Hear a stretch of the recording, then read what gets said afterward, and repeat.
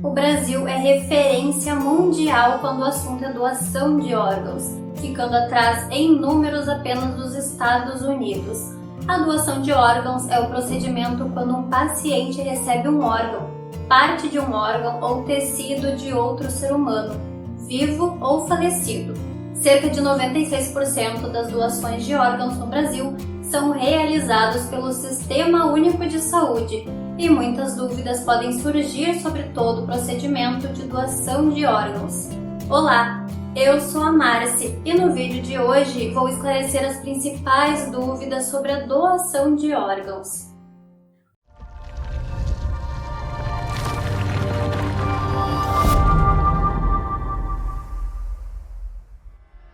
O SUS na doação de órgãos. Para quem precisa de um órgão e para quem vai doar um órgão, o SUS tem papel fundamental, já que todos os exames, cirurgia e pós-operatório são realizados, financiados e acompanhados pelo SUS. Existe no país a chamada Lista Única. A Lista Única é uma lista no qual são incluídos todas as pessoas que necessitam de órgãos ou tecidos no país. Essa lista tem uma ordem conforme a necessidade do paciente, mediante o seu quadro clínico. Ou seja, quanto mais grave o quadro clínico do paciente, mais no topo da lista ele estará, justamente para que tenha mais chances de receber rápido o órgão que necessita. Tipos de doadores. Existem dois tipos de doadores. Doador vivo. Pela lei no Brasil, qualquer pessoa pode ser doadora, desde que não prejudique a sua própria saúde. Parentes até 4 graus e cônjuges podem ser doadores. Em caso de não parentes, há necessidade de autorização judicial para o procedimento. Doador falecido. São pacientes com morte encefálica confirmada. A morte encefálica é a morte das funções cerebrais de forma completa e irreversível, ou seja, é a morte da pessoa. Muitas pessoas confundem morte encefálica com o coma. O coma não é irreversível, podendo a pessoa ainda acordar, mas a morte encefálica é irreversível. Quando ocorre a morte encefálica, a doação de órgãos pode ocorrer com autorização da família, de acordo com a Lei 9.434.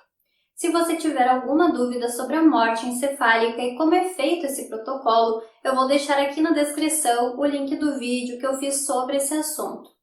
Após a parada cardiorrespiratória, pode ser realizada a doação de órgãos, mas para isso é necessário a confirmação do diagnóstico de morte encefálica.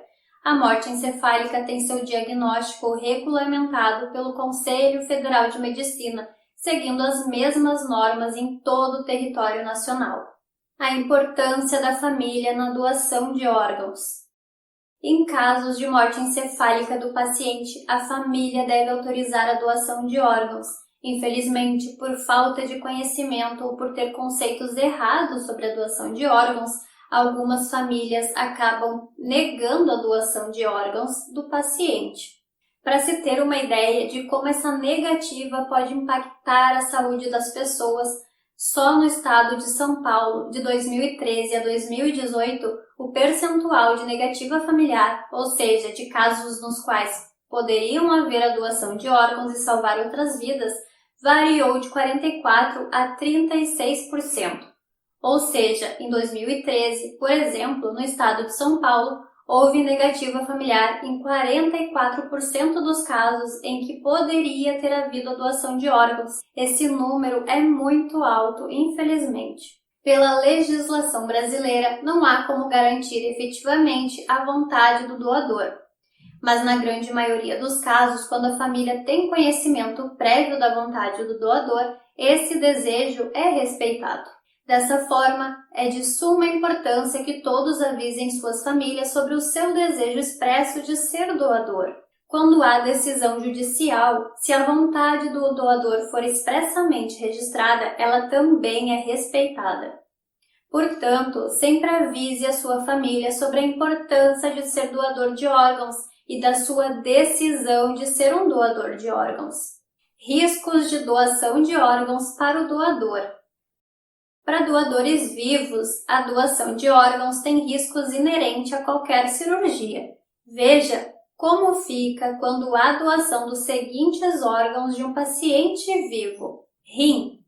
É possível viver bem com qualidade de vida com apenas um único rim. Fígado. É retirada uma parte do órgão, justamente pelo fígado ter grande capacidade de regeneração, e com isso pode retornar ao seu tamanho normal. Pulmão. Geralmente é retirada uma pequena parte do órgão. Se transplantado a uma criança, o paciente adulto consegue viver bem e com qualidade de vida após a cirurgia. Medula óssea. No caso da medula óssea, existem duas formas de se realizar a doação e somente uma delas há necessidade de anestesia geral. De todo jeito, a recuperação do paciente é tranquila e não há nenhum prejuízo para quem realiza a doação. Redome. O Redome é um registro nacional de doadores de medula óssea. Ele contém mais de 4,6 milhões de doadores registrados. A busca por um doador de medula óssea compatível não se restringe somente ao Redome. Há acesso a outros registros em diversos países, aumentando o número de potenciais doadores para quase 26 milhões. Da mesma forma que pessoas que necessitam de doação de medula óssea em outros países também podem ter acesso aos cadastros de doadores de medula óssea no Brasil, sendo essa uma rede internacional de colaboração. É importante ressaltar que não existe limite para a doação de medula óssea por um paciente, sendo que ele pode ser acionado quantas vezes forem necessárias para realizar a doação.